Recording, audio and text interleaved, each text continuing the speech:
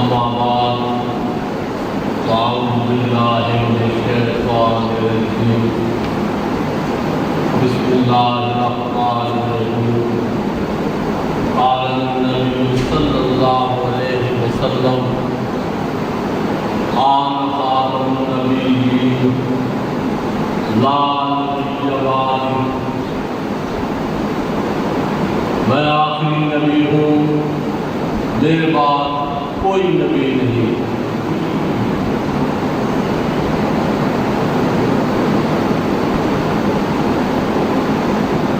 آقا پاک احمد مجتبی سیدنا محمد مصطفیٰ صلی اللہ علیہ وآلہ وسلم کا فرمان ہے کہ میں خاتم النبیین ہوں، میرے بعد کوئی نبی نہیں آیا، کوئی رسول نہیں، تمام نبوت کے دروازے بند ہو گئے۔ میں اس محل کی آخری دین تھا جو اس میں فٹ ہو گیا، اس کے بعد وہ کو دیکھ لیا۔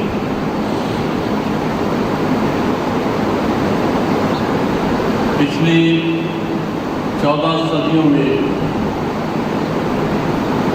ختم نبوت کے ڈاکے ڈلتے رہے، ملعون، خبیث، بدبخت وہ یہ اعلان کرتے رہے کہ وہ نبی ہیں، اور ان کے جھوٹ کا اور ان کی خباثت کا عوام کو پتہ چلتا رہا۔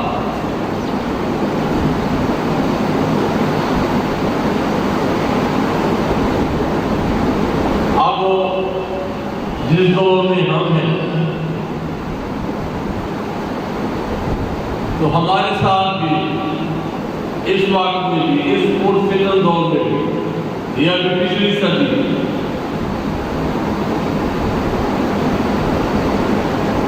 13ویں صدی میں ایک بدبخت تھا، غلام قادیان، اور اس نے نبوت کا دعویٰ کر دیا۔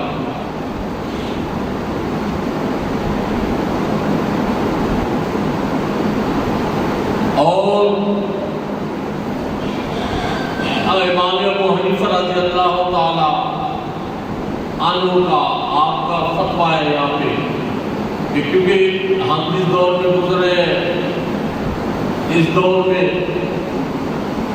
اللہ تعالیٰ نے فرمایا سادہ نو بندوں کو جو جدھر چاہے مرضی پھیر لے۔ میں آپ کو گوش گزار کرتا ہوں کہ جب بھی کوئی ایسا بدبخت ایسی بات کرے تو ایک ہی جواب دو کہ تو جھوٹا ہے، تو ملعون ہے۔ اور آپ کو فتویٰ ہے امام ابو حنیفہ امام اعظم رضی اللہ تعالی عنہ کا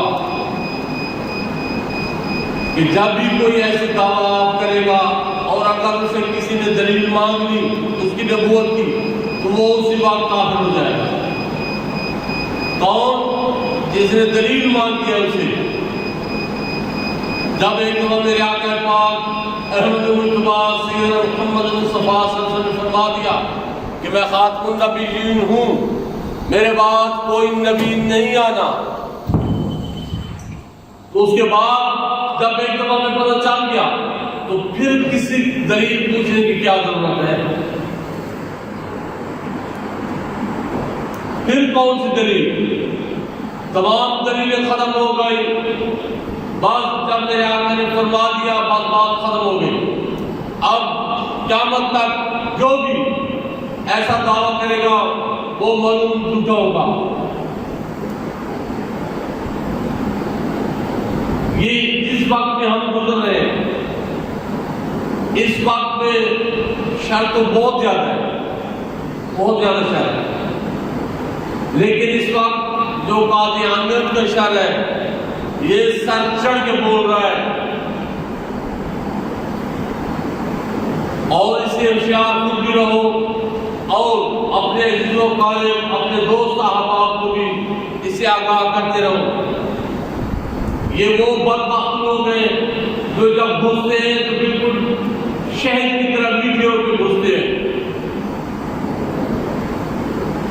اور پھر دین برباد کر کے رکھ دیتے ہیں، آخرت بھی برباد کر کے رکھ دیتے ہیں اس بندے کی۔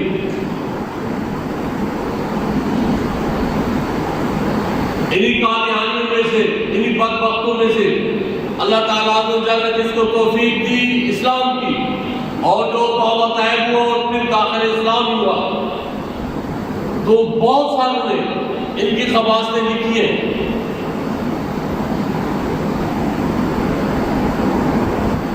اپنی جو زندگیاں ہیں ان کا بیان ایک ہی رکھیں۔ ہمارا ایمان مکمل تب ہوتا ہے کہ جب ہم آقا پاک صلی اللہ علیہ وسلم تسلیم کریں گے اور آقا پاک صلی اللہ علیہ وسلم کی ختم نبوت پہ پہرا دیتے رہیں گے، ہمارے ایمان مکمل تب ہے۔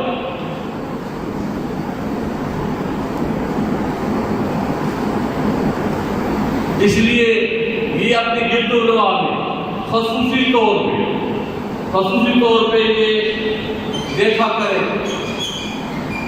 یہ اصل میں بالکل وہ جو انپڑھ ہوتے ہیں، سادہ ہوتے ہیں، یہ ان کو لالچ دیتے ہیں اور لالچ میں پھر پھنسا لیتے ہیں اور وہ بیچارے پھنس جاتے ہیں۔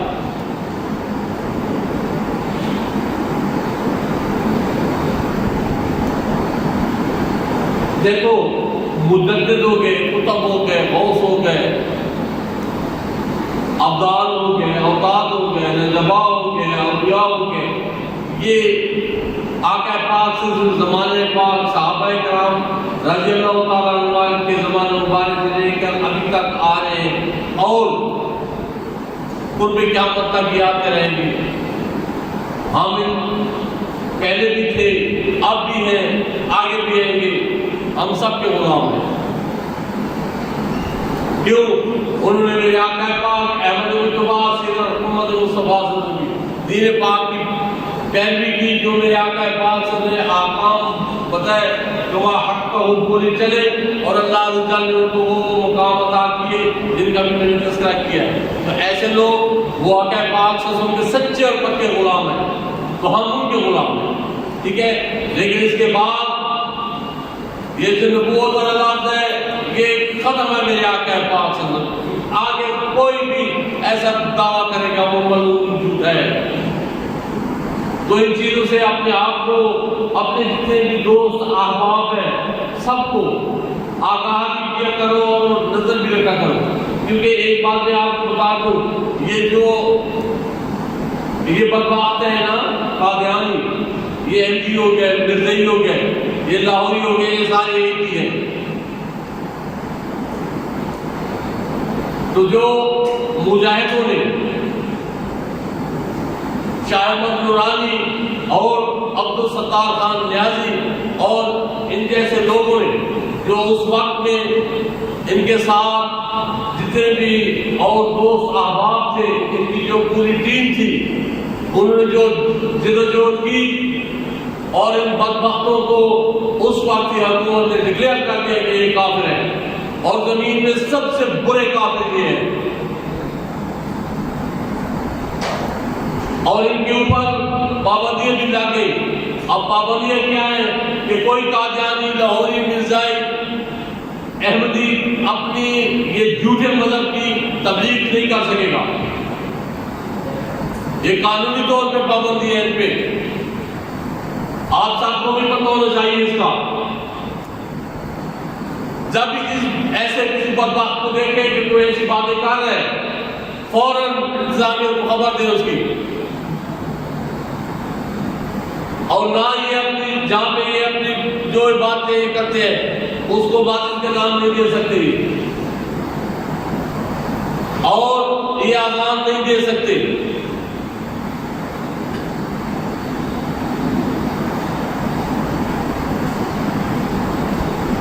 سمجھ آ گئی نا؟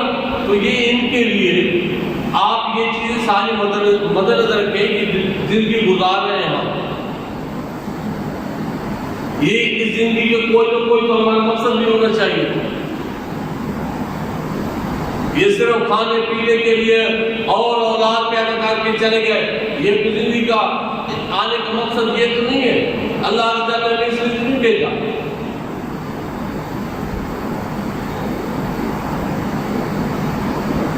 آقا پاک صلی اللہ علیہ وسلم کی ختم نبوت پہ تو جانوروں کو بھی پتہ تھا کہ آپ خاتم النبیین ہیں۔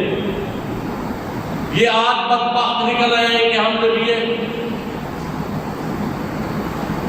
میرے آقا پاک محمد مصطفیٰ صلی اللہ علیہ وسلم کا ایک گدھا تھا، یعقوب نام تھا۔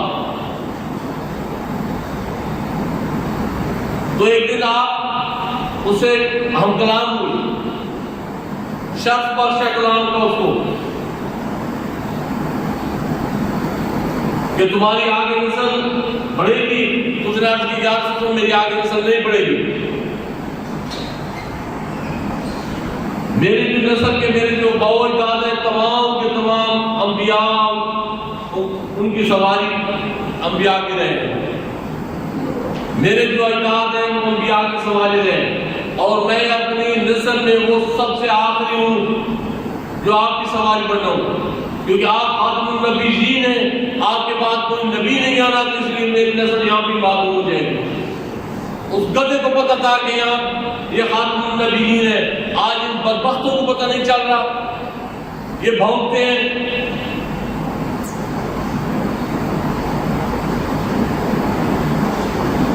اور یہ جو ختم نبوت کا معاملہ ہے آپ اس کو نرم نہ لیں،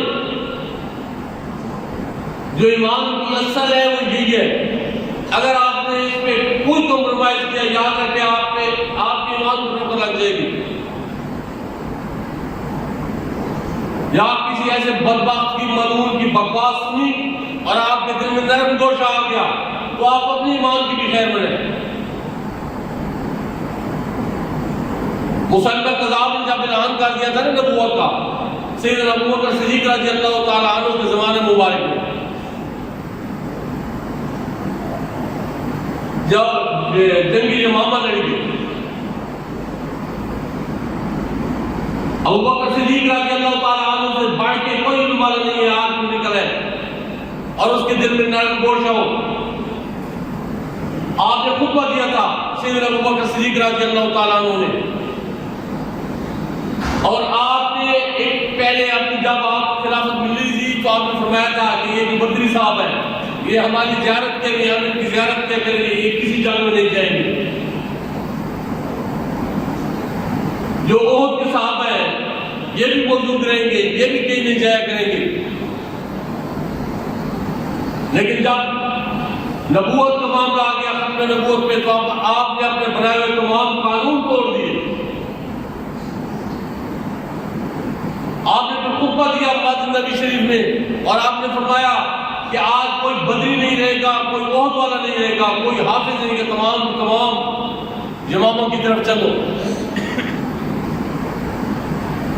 آپ نے خود تلوار اٹھا لی تھی اور روتے ہوئے آپ فرما رہے تھے کہ اے لوگوں ابو بکر کو جنگل کے درندے گھسیٹ کے لے جائے، فکر نہیں کرنا، آپ اپنے قدم آگے بڑھاتے جاؤ، قذاب کے پاس پہنچ جاؤ، جا کے اس کی اینٹ سے اینٹ بجا دو۔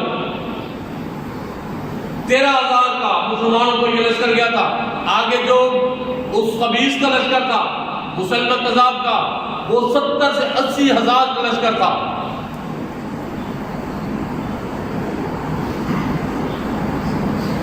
اور جب وہاں پہ پہنچے تو انہوں نے اپنے آپ کو ایک قلعے میں بند کر دیا۔ مسلمہ قذاب کی جو آگے ذریت تھی، جو اس کے پیروکار تھے، تو انہوں نے اپنے آپ کو اس قلعے میں، اس باغ کا نام تھا حدیقۃ الرحمن، اپنے آپ کو محسوس کر دیا، قلعوں کے دروازے بند کر دیے۔ اب 13,000 کا مسلمانوں کا یہ جو لشکر تھا، یہ بیر کہ کیا کرے آپ؟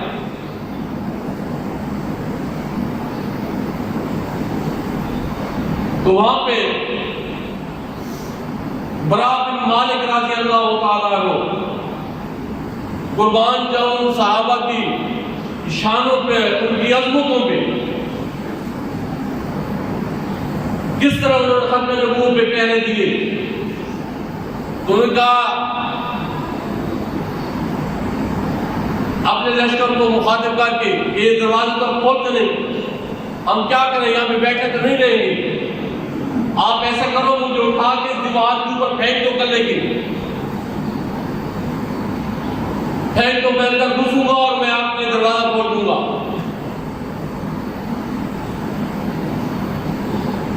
اور پھر تاریخ نے دیکھا لکھا کہ لشکر نے اٹھا کے براء بن مالک کو اوپر پھینک دیا دیوار کے. 70,000 کا لشکر آ گیا ہے, تنہا قائد براء بن مالک, دیکھتے نعرے لگاتے اور چھلانگ لگاتے ہیں. کیا مطلب جو بھی بہادری کا دعویٰ کرے گا یہاں پہ وہ بھی سر پکڑی بیٹھ جائے گا. ایک بندہ, ایک شیر 70,000 بھیڑوں میں گھس گیا. اور تاریخ نے لکھا ہے آسمان نے دیکھا ہے کہ جوان نے ان کو کاٹ دیا, دروازہ بھی کھول دیا. ایک بندہ, صرف ایک بندہ, حمیت تھی, اندر غیرت تھی, آقا پاک صلی اللہ علیہ وسلم کی محبت اندر جو ہے نا وہ اٹھا کے مار کے سمندر تھے ان کے اندر.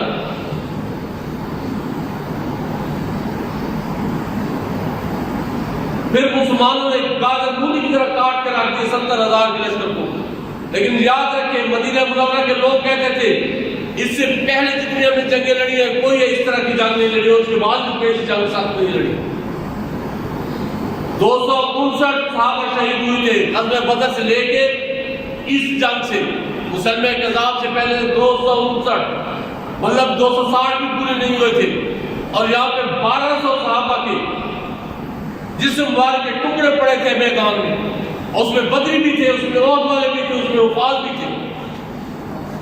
اس قوم کو آج تک پتہ نہیں چلا ختم نبوت کی طرف سخت معاملے کہ یہاں پہ آ کے لوگ کمپرومائز کرنا شروع کر دیتے ہیں یا دل میں نرم گوشہ رکھ دیتے ہیں.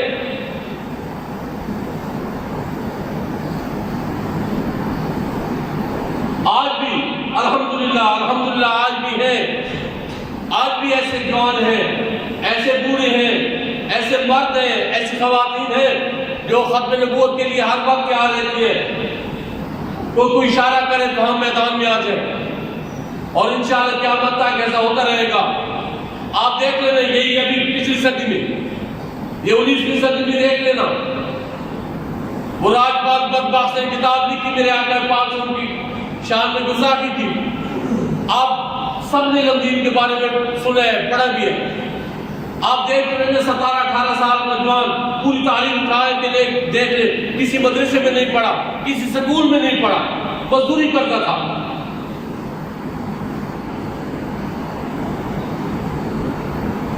لیکن میرے رب العالمین نے برصغیر پاک و ہند میں اس جوان کو چن لیا جو ایک مزدور تھا, اس کو چن لیا.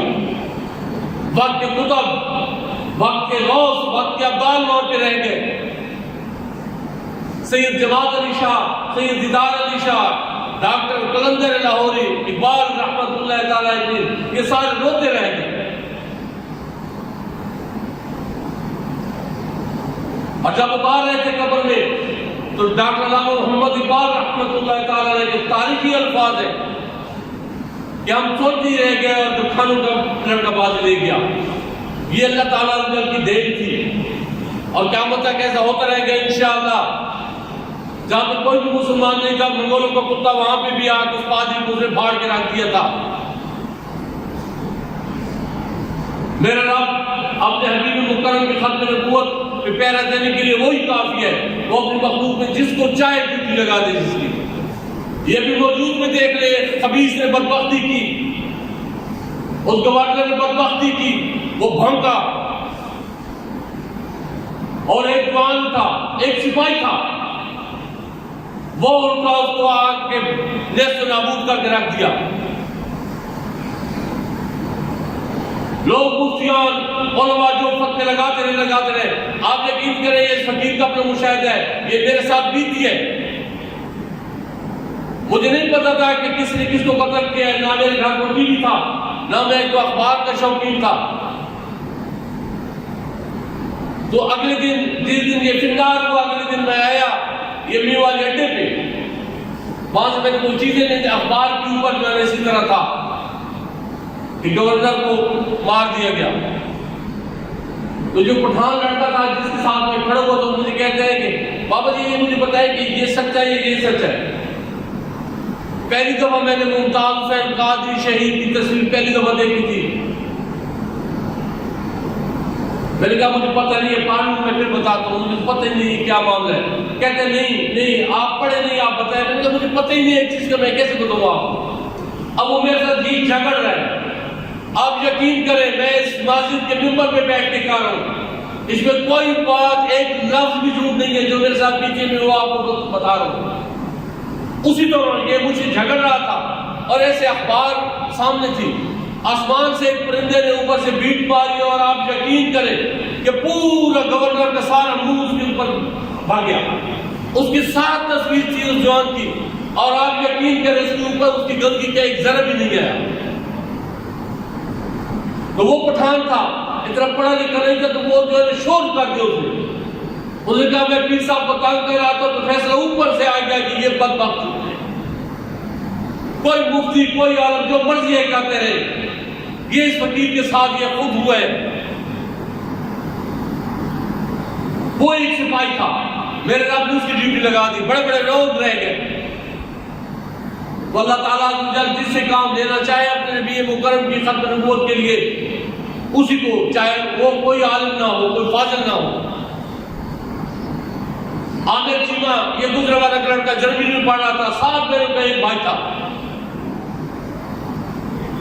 اور اس بدبخت کو جس نے میرے آقا پاک صلی اللہ علیہ وسلم کی شان پاک میں پیدا کی، وہاں پہ جرمنی میں اپنی کسی نامستقل کا خیال کیا، کس چیز کا جا کے اس کو خنجر ٹھوک دیا اور پھر اس کو بھی شہید کر دیا گیا۔ تو اس لیے یہ جو آپ یقین کریں آقا پاک صلی اللہ علیہ وسلم کے ساتھ آپ محبت کر کے تو دیکھیں، انہی کے لیے محبت کریں، انہی کے لیے دشمنی کریں، آپ اپنی زندگی کے جو آنے کا مقصد ہے آپ پا لیں گے۔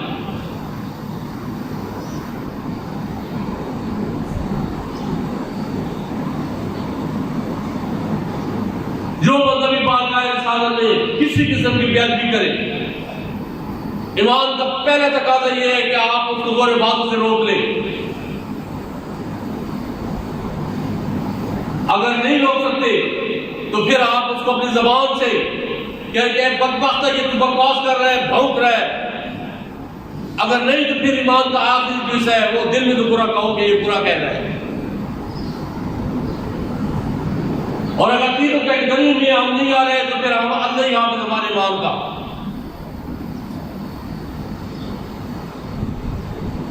آج اس دور میں لوگ آگے طرح طرح کی باتیں کر رہے ہیں اور آگے چپ کر کے ہم سنتے ہیں اور مم بن کے بیٹھ جاتے ہیں، پتہ نہیں ہوتا اور ان کی حکومت میں پھر چلتے پھرتے رہتے ہیں۔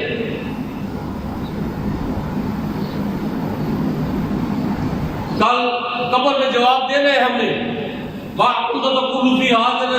وہ آئیں گے ہمارے سامنے، انہی کو کہیں گے کہ یہ میرا غلام ہے جنہوں نے زمین پہ رہ کے ان کے ادب بھی کیا، انہی کے لیے دشمنی کیا، انہی کے لیے دوستی کیا۔